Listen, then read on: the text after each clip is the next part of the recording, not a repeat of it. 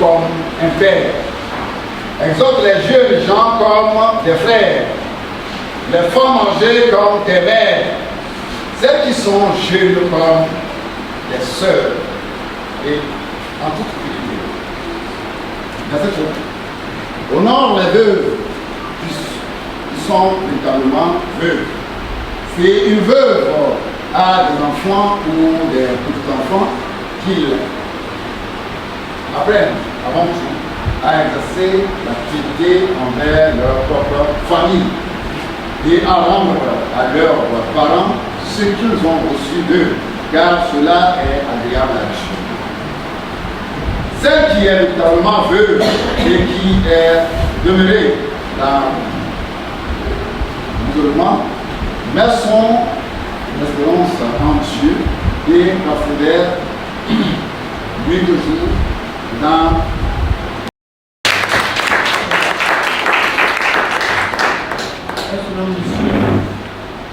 sans elle, nous pouvons ne pas recevoir.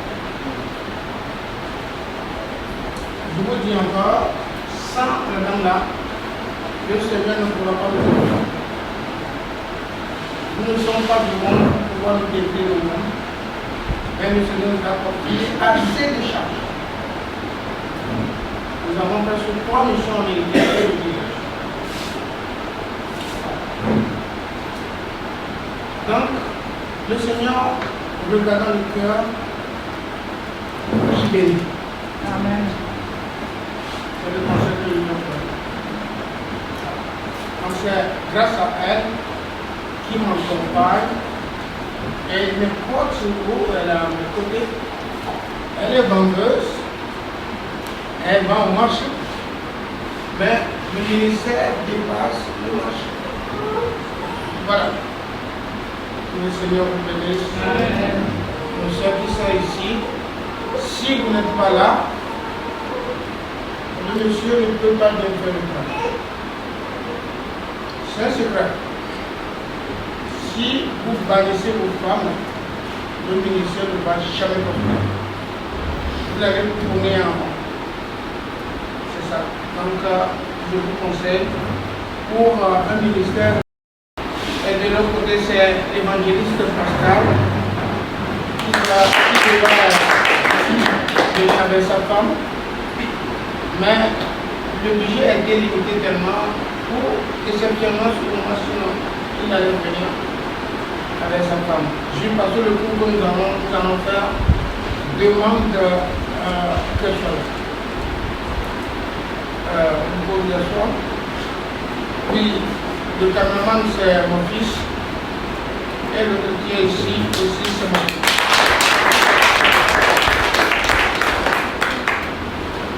Je les accompagne tout le temps pour qu'ils puissent voir ce qui se passe dans le ministère. Il ne faut pas seulement qu'ils mangent, mais qu'ils voient comment leur papa travaille. Et comme ça, quand le Seigneur touche le corps, il peut le savoir. Donc voilà à peu près la présentation. La mission que nous servons ici, c'est la mission uniquement pour la formation. La mission qui m'a envoyé ici, c'est une mission chargée de la formation, des formations, des leaders. Et je vous dis que là où je suis en train d'être formé. Encore. Le leader peut être formé. Le leader qui n'est pas formé, c'est comme un chauffeur sans permis. Et vous imaginez là où il va aller avec cette voiture. Je le répète encore. Le leader qui se croit déjà élevé, c'est fini pour lui. Mais le leader qui pense qu'il ne connaît rien et qui doit continuer toujours par apprendre, le Seigneur le fait. Vous comprenez? Nous ne sommes que des humbles pasteurs, leaders, mais le grand berger, c'est lui-là qui nous envoie, c'est lui-là qui permet que nous puissions mieux faire le travail. Nous venons ici parler de notre Seigneur et Sauveur Jésus-Christ. C'est à lui qu'appartient l'Église. L'Église ne nous appartient pas. Nous n'avons pas cette puissance d'avoir une Église. Il y a beaucoup de choses que les pasteurs ne maîtrisent pas. Nous sommes tous des membres de l'Église. Et nous sommes démarqués uniquement par le don que nous avons. Je répète encore. Nous sommes tous membres de l'Église. Nous ne sommes pas supérieurs aux membres. Parce que l'Église dit, Jésus-Christ dit, dans Éphésiens, chacun a reçu au moins un don dans l'Église. L'Église que nous conduisons, chacun a au moins reçu un don. Et le don que moi j'ai reçu, c'est le don de diriger. Et dans l'Église, il y a les autres qui ont reçu au moins un don. Et le pasteur n'est pas supérieur. Est-ce que vous comprenez? Mais le privilège que nous avons, c'est le Seigneur qui nous le donne. Vous comprenez? Nous avons le privilège d'être obéis, que les membres nous respectent ce que nous faisons pour le Seigneur. Et de nous servir aussi de l'autre côté. Nous soutenir. Voilà les deux privilèges que nous avons. J'ai la vie, il m'a sauvé dans son amour. Il n'a dépassé sa maîtrise. J'attends l'heure de son retour. Je ne sais comment la lumière éclaire tout mon cœur. Comment j'ai compris ma misère et sur mon sauveur. Mais je sais qu'en lui j'ai la vie, il m'a sauvé dans son amour. Il a dépassé sa maîtrise. J'attends l'heure de son retour. Je ne sais quelle est la mesure de joie et de bonheur que pour ma faible créature m'est Dans mes bras, ici est prêt, vous avez compris ça? Bientôt, nous allons partir. La vie est courte. Mais nous allons partir pour voir ce qu'on a pu faire. Nos cantiques là, c'est de bons cantiques. C'est spirituel. C'est vraiment spirituel. Quitter ce chemin. S'il y a une position de ton nom, il faut le quitter. Et prier la lumière de Jésus. Vous allez voir toute la façon de Dieu. Si la population de Dieu ne demande conseil, c'est parce que la population, la plus grande partie, sont dans ce milieu, ils savent que tu es une autre personne. Ils savent que toi, tu es de notre bord.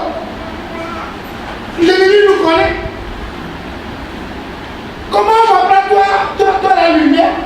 On va venir mettre ça dans l'obscurité. Et là, ça va devenir quoi? Hein? Toi, lumière, tu veux que, comment tu t'appelles, tu es prêt pour que tu viennes l'éclairer. On n'est pas aimé. Hein? Ce monde-là, on n'est pas aimé parce que nous vivons une guerre. Et nous vivons dans la guerre spirituelle. Ils ne t'aimeront jamais. Mais toi, tout ce que tu as fait, c'est de leur donner la parole. Et de prier pour eux. C'est tout. On a compris. Il ne faut pas avoir mal. Hein? C'est ça. Parce qu'à côté de ce qui s'est passé, Il a dit un pasteur a été nommé conseiller. Après, il a laissé toutes les églises à faire de n'importe quoi, à crier, à faire de n'importe quoi la nuit. Maintenant, le bon projet, il a été jeté quelque part. La population l'a renvoyé. Et puis quand il était venu, il me disait,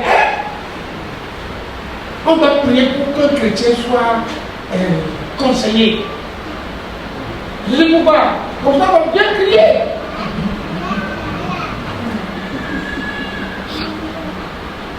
Vous comprenez? La nuit, on peut faire les jeunes prières et crier, même si les gens dorment. Est-ce que vous comprenez? Tu vas ils vont te prendre. Tu vas ils vont te prendre.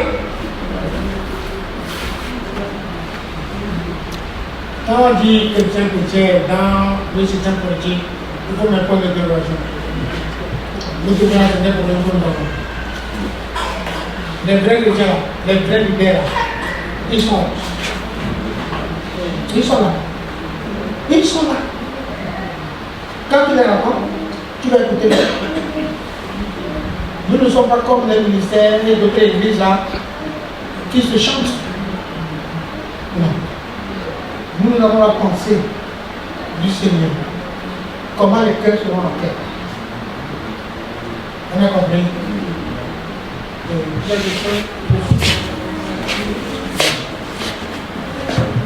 Bienvenue, merci beaucoup. Moi, j'aimerais aussi partager, demander pour faire un conseil. C'est un peu aussi que j'ai vécu, par exemple, ce que vous venez de dire dans aux personnes, les autorités. Souvent, j'écris, je communique souvent avec l'honorable, comme une cause à cadre. On s'écrit, on s'échange tout le temps. Or, je ne peux pas le visiter. Et c'est dans ça, dans mon chose profil, quand je pose les statuts, c'est toujours la parole de Dieu. Un jour, je l'ai abordé. C'était le 3 mars, passé 2026. Je l'ai écrit, je l'ai envoyé un message biblique. Et ce qui m'a dit, depuis ce temps jusqu'aujourd'hui, on estime, c'est-à-dire que tout ce que j'écris, il me répond plus. Et puis, c'est comme il m'a écouté.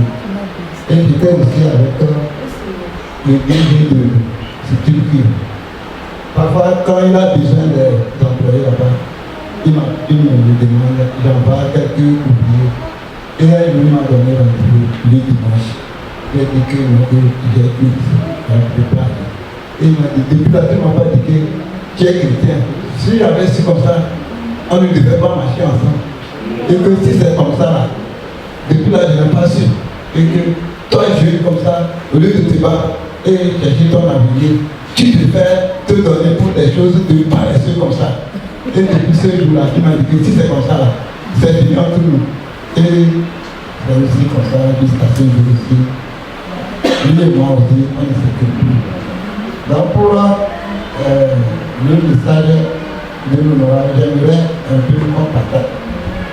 Ce qu'il m'a dit là-bas, il m'a dit, tu vois, les Blancs et ceux qui veulent se développer construisent le paradis sur la terre pour mieux y vivre avant d'espérer avoir le paradis gratuit au ciel.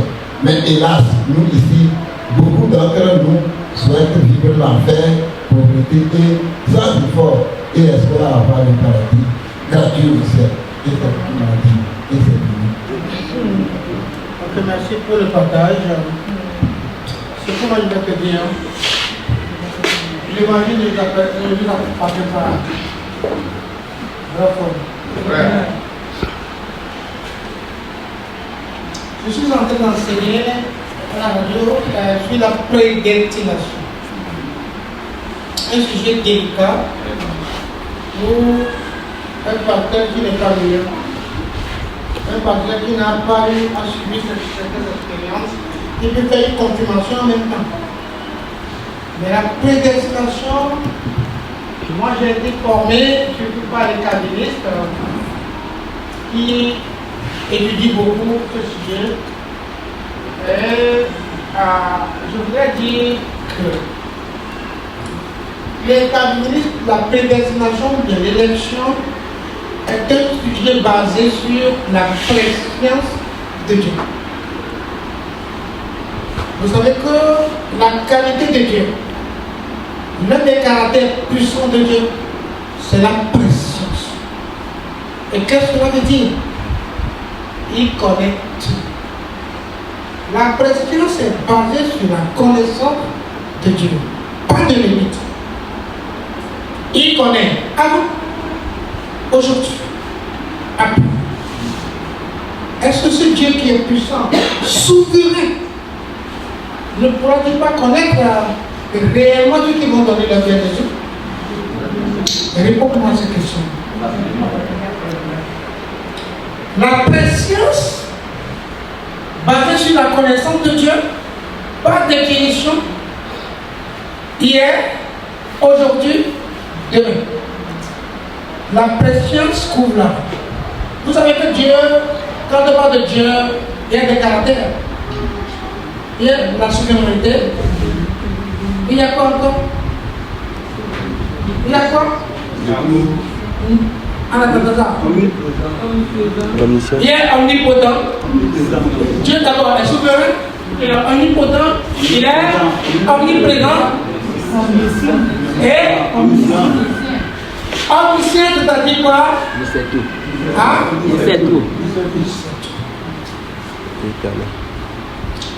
C'est ce caractère. Quand on parle de Dieu, c'est le caractère de Dieu. Et de ce caractère, il a une force qu'on ne résiste pas avec. C'est la souveraineté. Ce qu'il dit, il doit le faire. Mais il a créé les hommes pour venir à lui. Et l'enfer n'est pas créé aux hommes. C'est-à-dire n'est pas créé pour les hommes. On est d'accord avec ça? C'est dans la Bible. L'enfer est créé pour l'ange.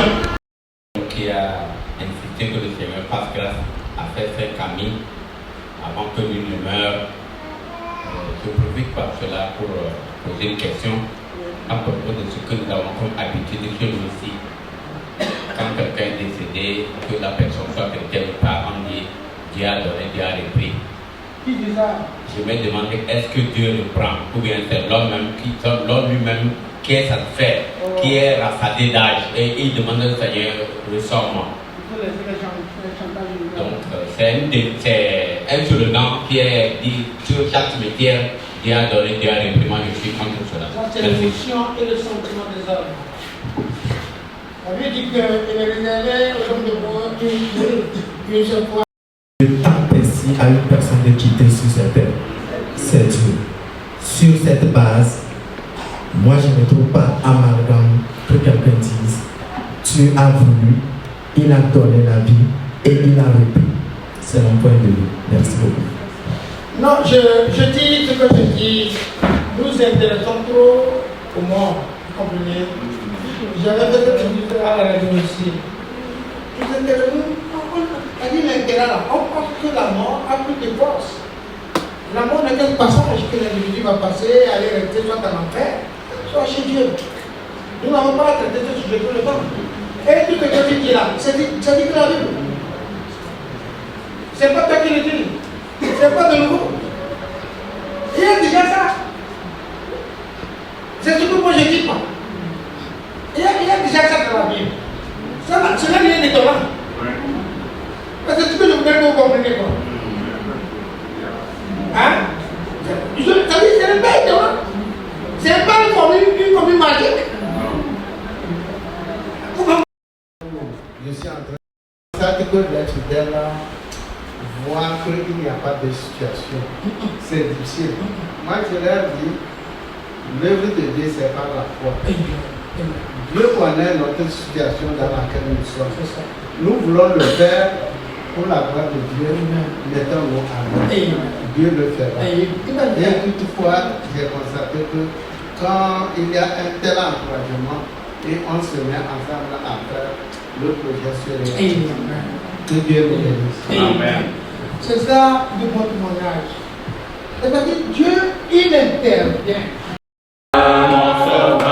Mais je sais quand lui j'ai la vie, il m'a sauvé.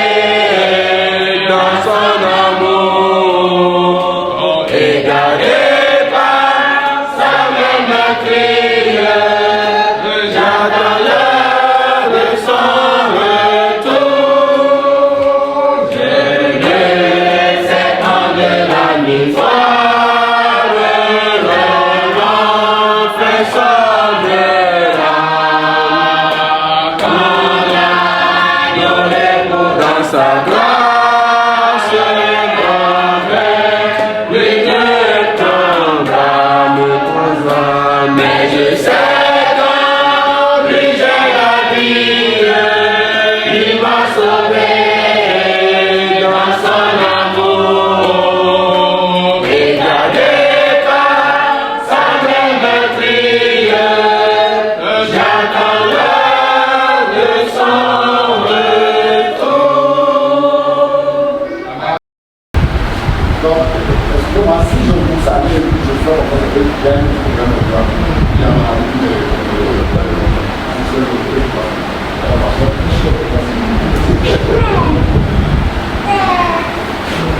connais un soeur, un chéri, mes collègues. Je vous salue dans le culture nationale, je pense qu'il y a certains peut-être qui me connaissent, une, deux, trois, mais ici nombreux, vous connaissez pas. Mais un jour, nous allons nous trouver aussi à la suite. Et ici-bas, la connaissance est limitée. On ne peut pas se connaître tous, mais le ciel, le monde terrestre, il nous a général. Nous avons glorifié le Seigneur d'éternité en éternité. Parce que nous sommes sauvés. Parce que nous avons l'Esprit Saint. Parce que nous avons notre place là-bas déjà, comme l'a dit Éphésiens. Donc, nous ne pouvons pas nous réjouir tout le temps de ce que le Seigneur nous a fait. Quelle que soit la situation qui se passe, la paix là nous donne une garantie. Mais quand on est sauvé, on est leader, on est plus fort que tout. Donc, je vous exhorte. Je dois vous dire, en attendant que je présente ceux qui sont à mes côtés, le pasteur a dit quelque chose de suite. Quand tu es pasteur, on va voir ça dans l'enseignement. Quand tu es leader et que tu ne t'intéresses pas à la famille, tu n'es pas leader. Je le répète. Si tu es un leader, un dirigeant, un pasteur encore, et que tu ne t'intéresses pas à ta famille, il vaut mieux de laisser le travail. Il y a certains qui vont se poser des questions. On nous connaît d'abord, numéro dans la maison. Il faut que tu sois connu dans ta maison. Et après, les autres. Si les enfants, ta femme ne te connaissent pas, et ils ne savent pas qui tu es, ce que tu as décidé de problème dans le ministère, il faudra que tu laisses le travail, parce que ça n'en a pas notre cible. Je peux prendre un compte. Tout dirigeant qui oublie sa famille n'est pas un dirigeant venant de Jésus-Christ. Ça, c'est un concept que nous devons beaucoup dire. On est pasteur depuis sa maison. Ça commence par la maison. Et le bon témoignage, c'est de la maison. Nous, on a des missions. Nous sommes des missionnaires parce que les témoignages de la maison. Ouais. On travaille, on poste, mais il faudrait que ça ne débute pas la maison. Et c'est là où le Seigneur fait croire qu'il a vu. Oui, pasteur. C'est pas le travail d'un homme, mais c'est le travail de Dieu. C'est trop bon. Je suis très content de ça. Ça, c'est un esprit qui veut travailler. Maintenant, je voudrais écouter un peu d'autres personnes.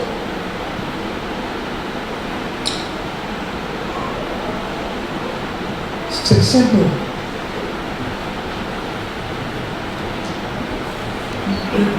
Je voudrais écouter d'autres personnes.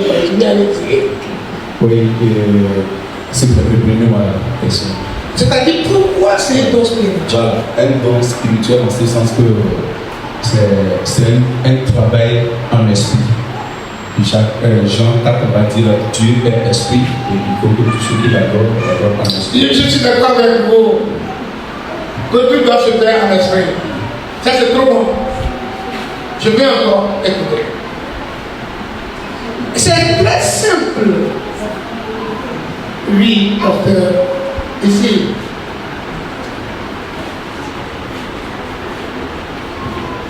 Je me nomme Pasteur Emmanuel. Je dis que c'est un don parce que le pasteur, c'est quelqu'un qui a reçu la paix.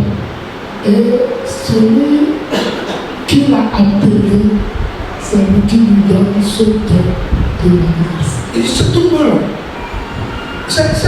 La pensée, vos pensées ne sont pas à laisser quelque part. Mais donnez la raison fondamentale.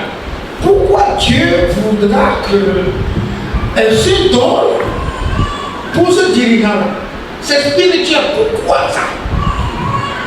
Bon, c'est spirituel parce que ça vient du Saint-Esprit. Dieu a donné à l'Église son esprit. C'est par l'esprit que nous devenons chrétiens. Et à chacun, l'esprit accorde des dons. Et Dieu, par son esprit, le Saint-Esprit a accordé spécialement ce don à certains. C'est spirituel. Ne venez plus là-bas. C'est spirituel, mais la raison fondamentale. Oui, maman. Moi, je dirais ça, ce don, parce que la personne ne peut pas être le don de Dieu. Trop bon. Mais expliquez-moi encore. Pourquoi il n'a pas donné ce don-là à tout le monde? Oui. Parce que Dieu donne à chacun ce qu'il a la capacité d'exercer. Tout le monde n'a pas la capacité. C'est ce que madame notre soeur de dire. C'est tout bon là. Ça vous arrive les gars. Hein? Ça dit, parce qu'à la fin de ce que moi je demande, oui. Oui. J'ai dit c'est spirituel parce que ça ne dépend pas de la volonté de l'homme. C'est très bien, un collègue vient de le dire, les gars. Oui, je peux écouter. Donc la Bible dit, oui. Éphésiens 4, verset 11, oui. C'est fait des dons de certains comme apôtres, d'autres comme prophètes, d'autres comme prédicateurs de l'évangile et d'autres comme d'autres encore comparables à des bergers comme enseignants. Il a fait don de ces hommes pour que les membres du peuple saint soient rendus aptes à accomplir leur service en vue de la construction du corps. Soit rendu. Voilà. Oui. Soit rendu apte à accomplir leur service. Leur service. En vue de la construction du corps de Christ. En vue de la construction. Ça, c'est toute l'Église. C'est toute l'Église. Y compris le pasteur, l'évangéliste, l'enseignant et d'autres services dans l'Église. Tout le monde doit joindre. Je me nomme Mademoiselle Djobon. Et je pense que c'est pour pouvoir enseigner. Et encourager. Enseigner, encourager, vraiment diriger. Pour édifier le corps de Christ afin de l'amener vers l'aboutissement, c'est que le royaume de Dieu. Merci. C'est là où le pasteur. Et non pas moi. C'est pas ça. Un seul homme, il l'a créé pour lui, une seule femme. Et l'homme a un seul cœur. Donc il ne peut pas aimer deux femmes au même moment. Donc il serait conscient. Merci, c'est le raisonnement que. Envers les fidèles, même s'il est pauvre, et ce qu'il fait, c'est pour la gloire de Dieu. Dieu bénit.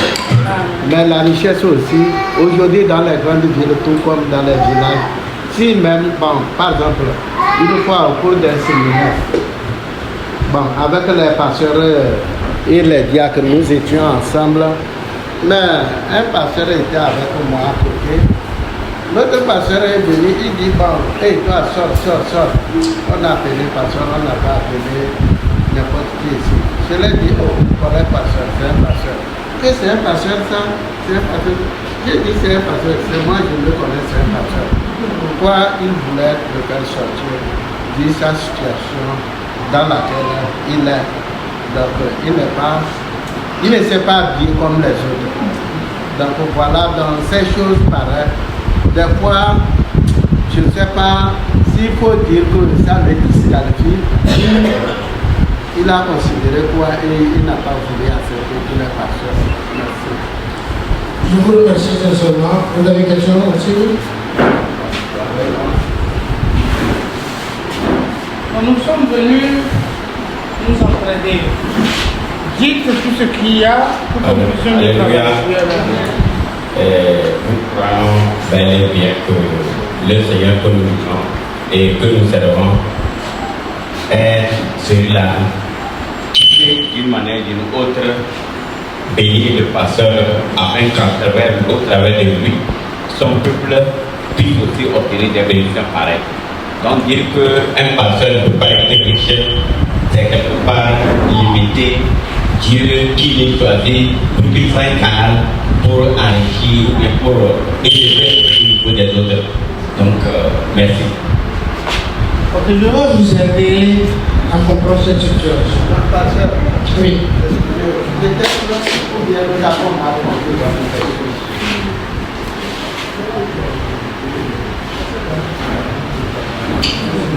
Donc, si moi j'ai bien compris votre... Non, c'est ce que la réponse là. Là, si j'ai bien compris votre réponse, la richesse n'est pas un péché, mais la manière dont les gens possèdent pour gagner cette richesse aujourd'hui, c'est ça qui n'est pas fini. Non, je vais essayer de... Chez vous, je l'accepte plutôt, mais je le connais. Vous savez ce que la Bible a dit, il faut écrire à tout côté, de dire à l'Église qu'il ne conseille pas. Il ne conseille pas l'Église d'aller vers la richesse. Vous savez ce que la richesse donne? Vous savez ce que c'est qu'avoir l'argent? Ce que ça donne? Oui. La Bible n'a jamais conseillé à un chrétien qu'on appelle même riche. Mais je vais vous donner. Vous faites quoi pour être riche? Pour être riche. D'après vous?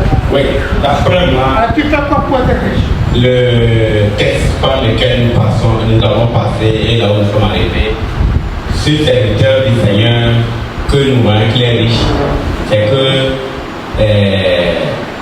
c'est partout du service qui rend à Dieu que des âmes qui sont aussi socialement riches l'ont comblé de leur connaissance et que cela laisse maintenant qu'il soit vu comme un riche. Sinon il n'est pas venu, il n'est pas sur les gens de chercher la richesse, mais la richesse est venue à lui à travers son travail pour le Seigneur.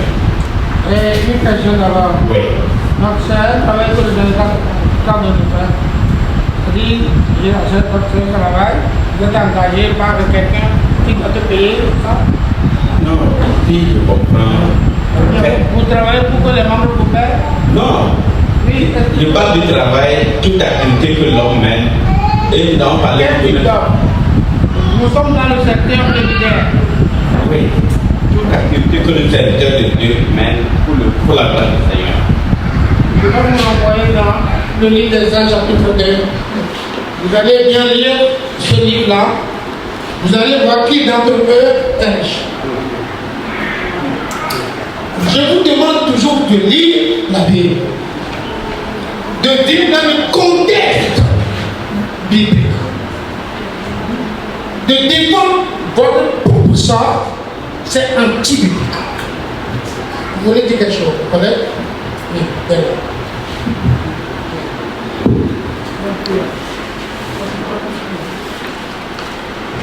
Alléluia. En écoutant les uns et les autres, je rends grâce à Dieu parce que je me sens édifié. Mais je ne sais pas de définition selon la parole de Dieu et à la lumière de ce qu'on peut considérer que ça vient de Dieu. Est-ce que c'est les biens matériels, la Bible appelle les richesses, et le Seigneur Jésus lui-même, est-ce que c'est les biens matériels qu'il appelle les richesses? Il y a un verset que Paul dit, nous portons en nous ce grand trésor. Mais quand il a signifié ce qu'est trésor, ce n'était pas l'argent. Il a parlé de cette grande puissance. Voilà. Et il y a dans Apocalypse où le Seigneur lui-même les lettres adressées aux églises avec les appréciations. Il y a une église que le Seigneur qui se croyait riche parce qu'elle avait les biens matériels. Mais le Seigneur l'a dit, l'a répondu. Bon, nous sommes devant les secteurs de Dieu, vous connaissez le contenu.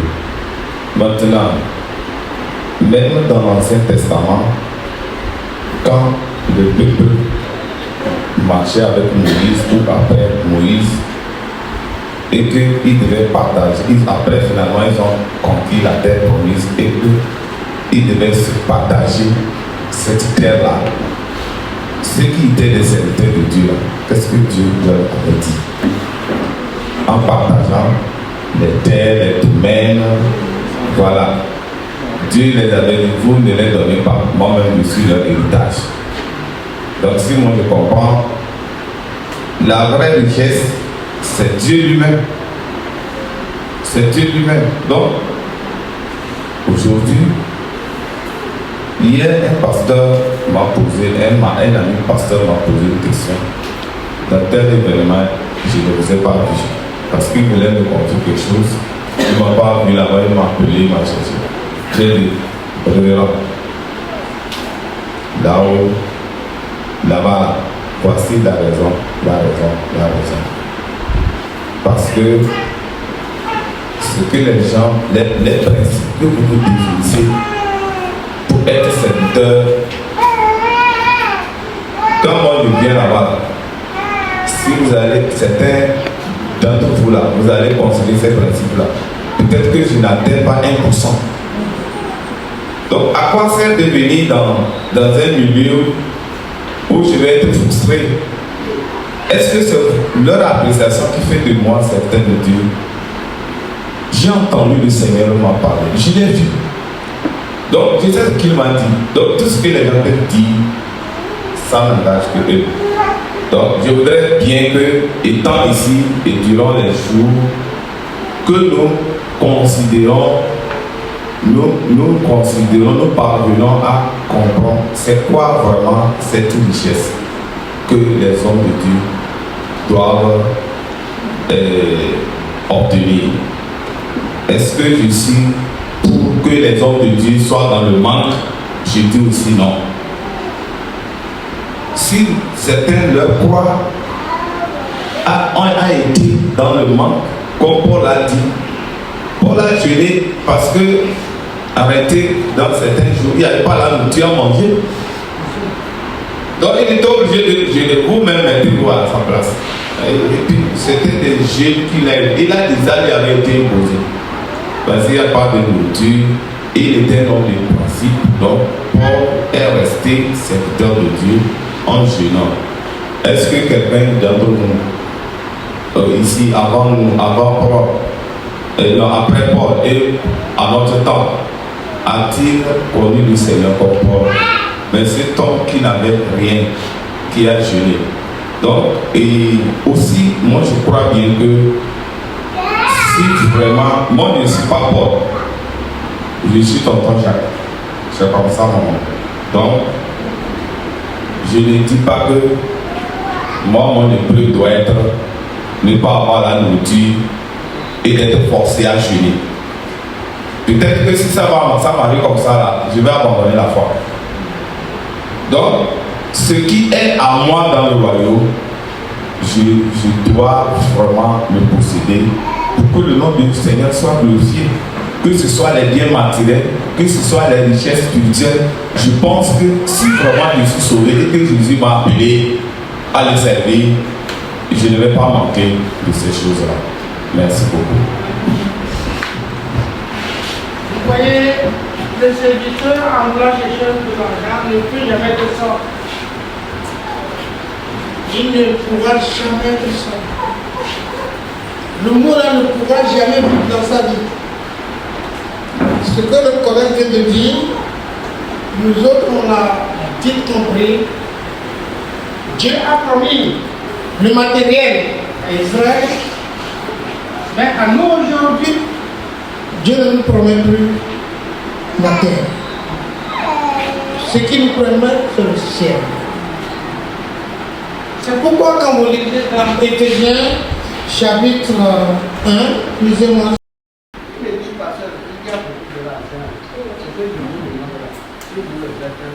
Voilà ce que vous avez dit. Il a parlé quelque chose de quelqu'un qui nous a dit. Moi, je ne peux pas le faire pour avoir les 50 millions. Et après tout, un jour là, dans nos discussions, il a dit, pasteur, je me connais. Qui est différent des autres pasteurs? C'est notre voyage. Il a dit cela. Qui est différent des autres pasteurs? Il faut tout quoi, il va très saillir. Je l'ai dit, moi, je vous connais peut-être différent. Voilà. C'était peut-être piège tendu. Je devrais avoir les 50 millions pour ne pas avoir. Mais voilà, convaincu je suis un peu passage. Mais avec ma pauvreté, je l'ai dit. Il a dit. Tu n'es pas faux. Tu n'es pas faux.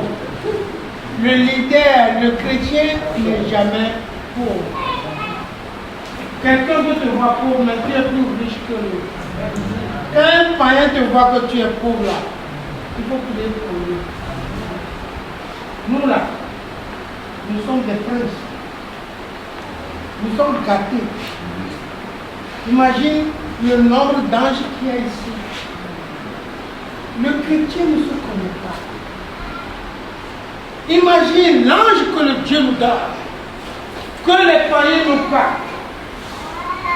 Imagine les yeux du Seigneur qui vibrent son nom, que les païens n'ont pas, qui est plus riche que l'autre. Non, qui est plus riche que lui.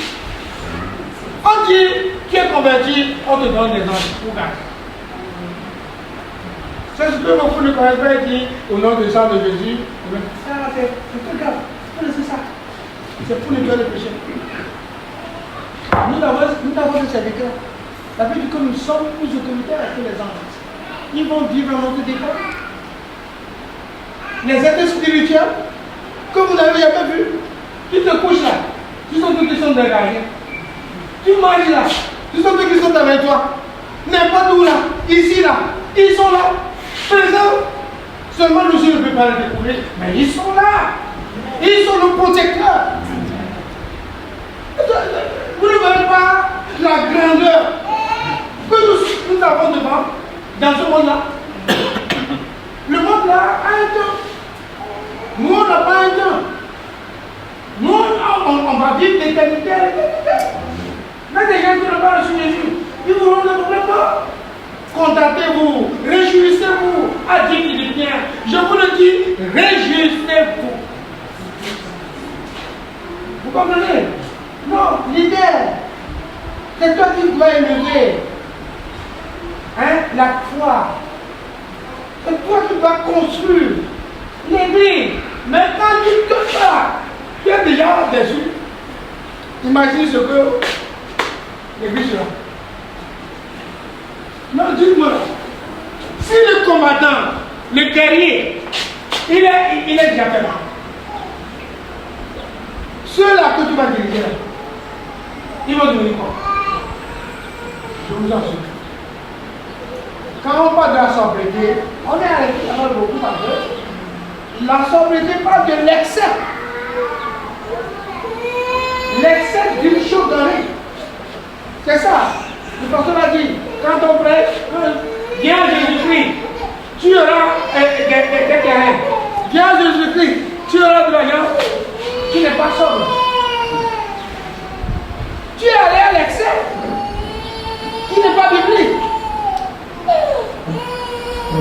C'est ça, non? On a compris? La sobriété, là, c'est pour nous. Vivons dans la parole. Et argumentons avec la parole.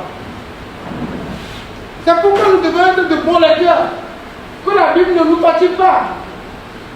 Et même deuxièmement, vous savez ce qu'il fait? Et nous voulons dire merci vraiment au Seigneur. J'aimerais dire par rapport à la richesse, par rapport à ce que les gens ont intervenu. J'aimerais juste attirer l'attention des gens sur les paroles d'Ogu dans Proverbe 30, à partir du verset 7. Je te demande deux choses. Ne me les refuse pas avant que je meure. Éloigne de moi la fausseté, la parole mensongère. Ne me donne ni pauvreté, ni richesse. Accorde-moi le pain qui m'est nécessaire. De peur que, dans l'abondance, je ne te renie. Eux ne disent qui est l'Éternel. Ou que, dans la pauvreté, je ne dérore. Et n'attaque au nom de mon Dieu. Donc, vraiment, en tant que serviteur de Dieu, si nous pouvons avoir cette attitude, avoir toujours le nécessaire pour notre ministère, je pense qu'on va toujours continuer sans regarder contre ce. Est-ce qu'il y a une question? Oui, allez. Pour moi, merci d'abord pour l'enseignement. Je voudrais profiter de l'occasion puisque. D'accord. Nous n'avons plus de micro. Oui, allez-y. Je disais entre-temps que je vais profiter de l'occasion pour poser une doléance. Est-ce que ce n'est pas l'occasion de venir ou de préparer, demander premièrement la grâce de Dieu, bien, la faveur de Dieu, pour venir nourrir le corps de tous les pasteurs par rapport à la gestion de l'argent?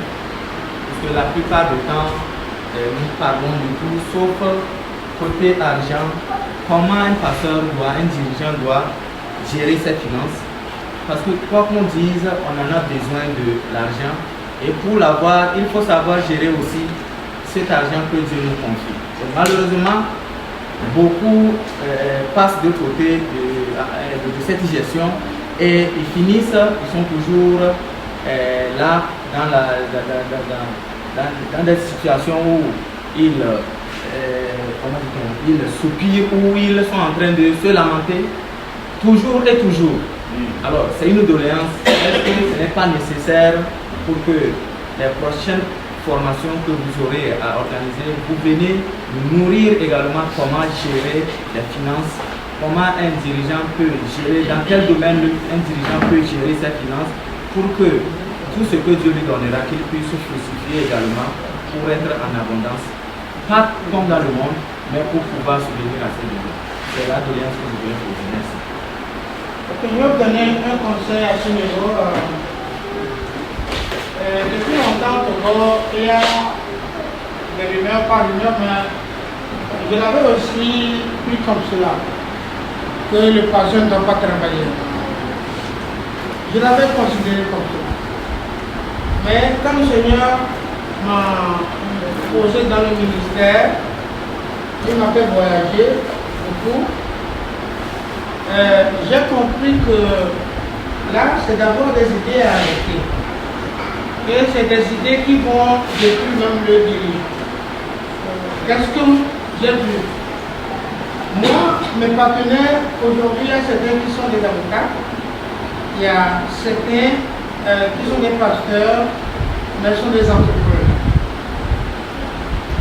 Quand j'ai été, pour la première fois, quand j'ai vu le pasteur, je lui ai demandé, parce que je dois partir, je lui ai demandé de me donner les éléments de la Sainte-Seine. Il m'a dit de venir prendre cela lundi, et ce lundi, il est au service. C'est un entrepreneur. Et quand j'ai été avec mes missionnaires, et je vois le pasteur, je ne le connais plus.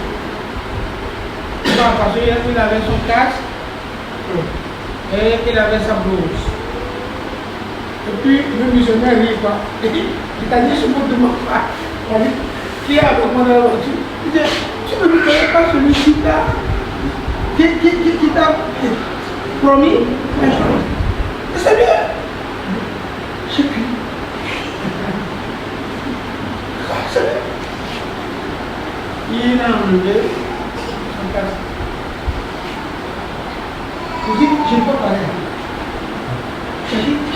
grandi dedans.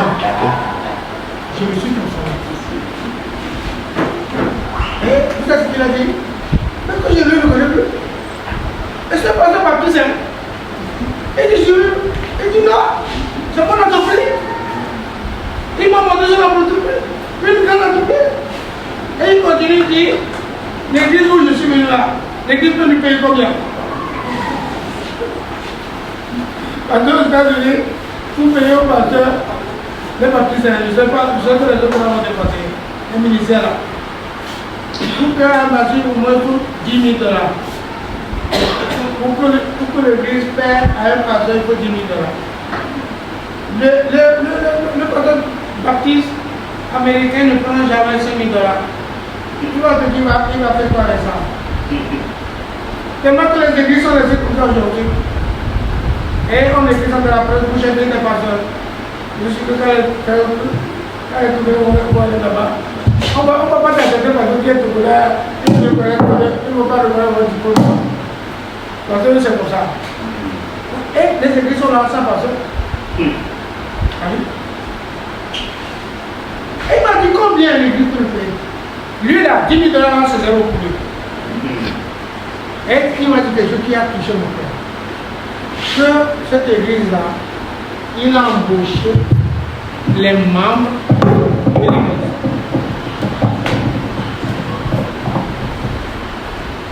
C'est ce qui a tapé mon cœur.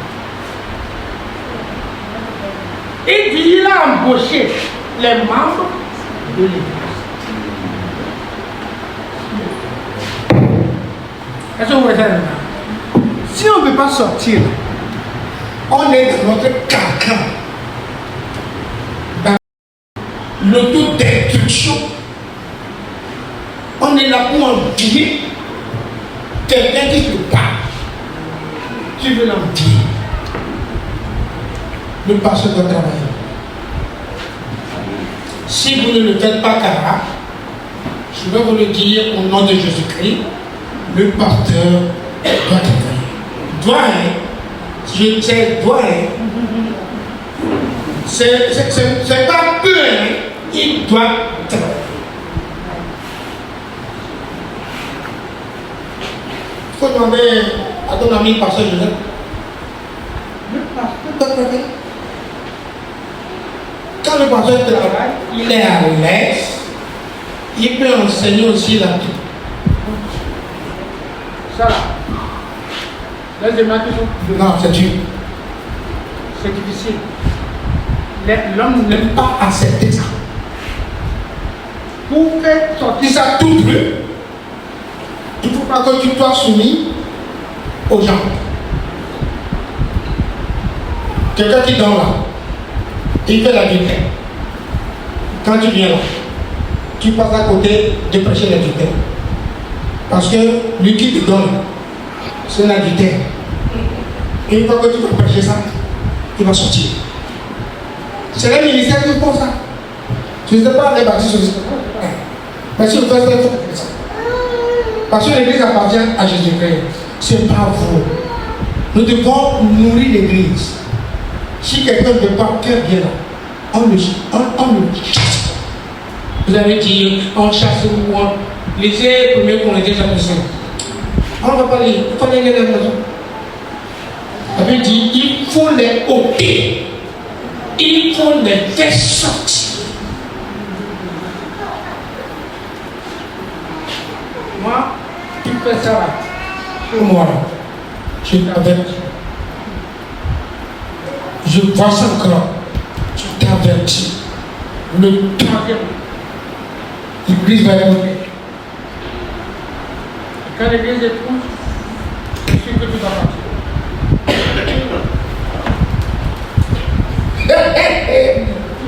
Tu veux être dirigeant.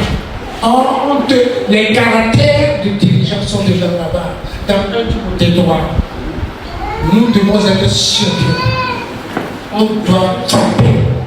Là où ça voit les hommes. Il n'y a pas de parti pris dans l'église. Pas de parti pris.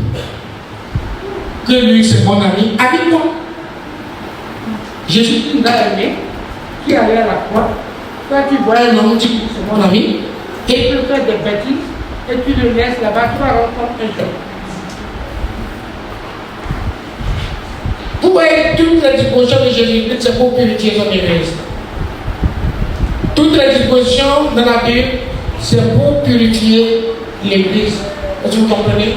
Donc la sobriété, nous les pasteurs là, on doit les dire, on ne peut pas être au-dessus de ce que la parole dit. On ne peut pas être au-dessus ni en bas de ce que la parole dit. Ce que la parole dit, c'est ce que nous devons prêcher. Tu sais, Jésus-Christ, il promet et le fait. C'est aussi un autre secret. Il promet, il a promis. Nous devons nous approprier des promesses de Christ. Tu ne t'appropries pas la promesse là, tu dis que tu es chrétien. Hein? Moi, depuis ma conversion, quand on a commencé, j'ai reçu l'appel, il y a eu des problèmes sérieux. Mais tout le temps, j'ai l'habitude de faire des conférences à Lomé, au pasteur de Lomé, les baptistes, et de ministère hier. Mais je leur dis toujours, tu peux réussir le ministère. Dieu t'a appelé pour réussir ton ministère. Mais il faut que tu sois sérieux. Il faut que tu saches que tu es l'équité à Dieu. C'est pas non. Parfois, dans certaines communautés baptistes, parce que lui, là, GDL, donc, c'est lui qui va être pasteur.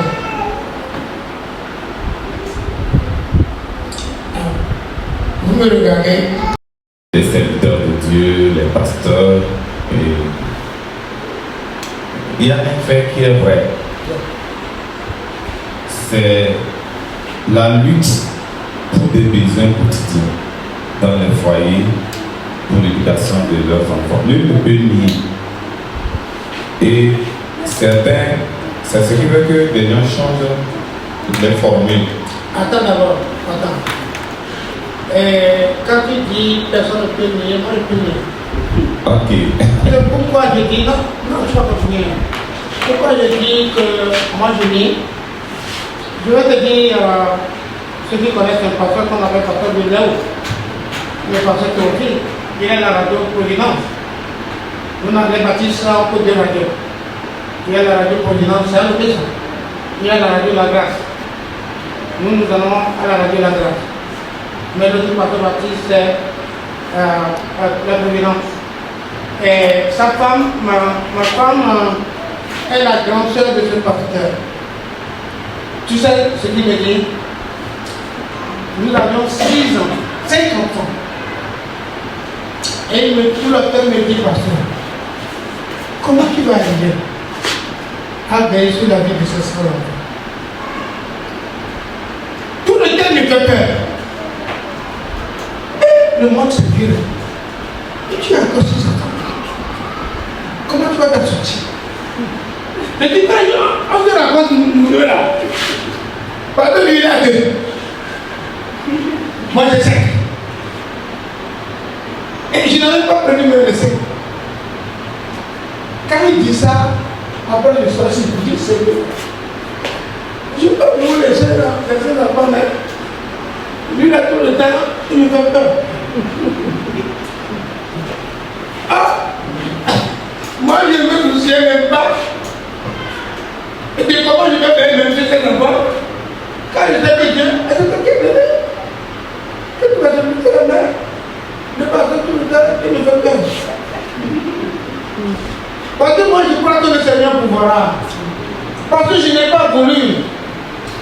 Parce que c'est comment c'est pas facile. Mais il y a quelqu'un qui te fait peur. Ce que j'ai fait tranquillement, le travail quotidien que je fais, je le fais seul. C'est seulement devant Dieu. Je ne me suis jamais soucié de comment Dieu va pouvoir pourvoir ses enfants. Moi, je travaille seulement. Je prêche. Je me bats pour le sien.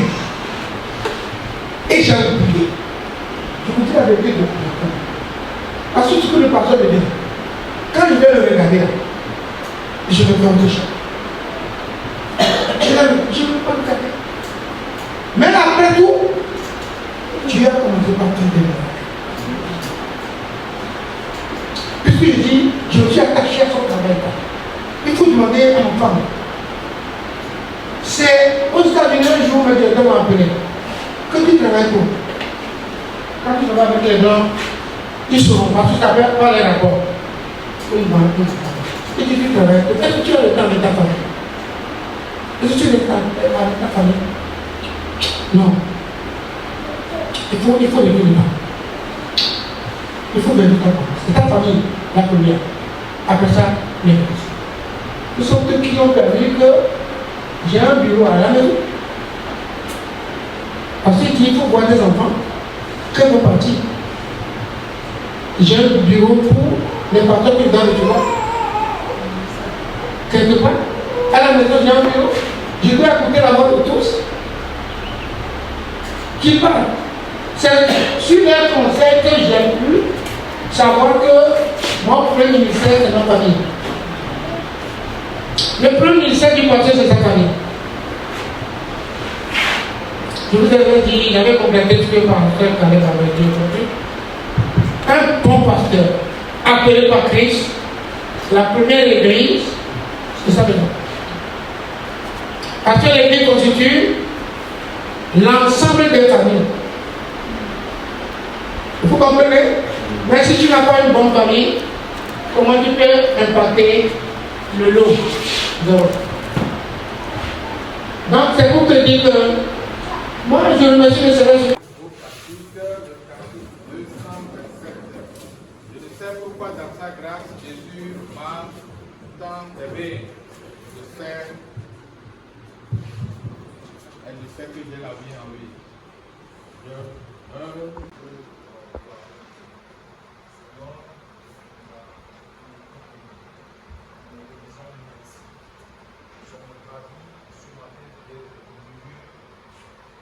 Collègues, les enfants de Dieu, ceux qui ont reçu Jésus-Christ comme leur Sauveur, le Seigneur, avec qui nous ferons une famille dans le Seigneur. Nous sommes ensemble ici, Seigneur, pour partager ta parole entre nous. Nous ne sommes pas venus leur imposer quoi que ce soit, mais nous sommes venus pour que toi, tu nous enseignes tous à travers l'orateur que tu as passé devant nous.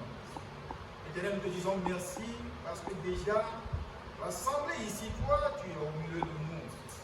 Ton esprit est en train de se manifester parce que c'est ta parole qui va sortir. Nous te confions, Seigneur, les 3 jours de cette conférence. Nous demandons que ton esprit soit manifesté tout le long de la conférence.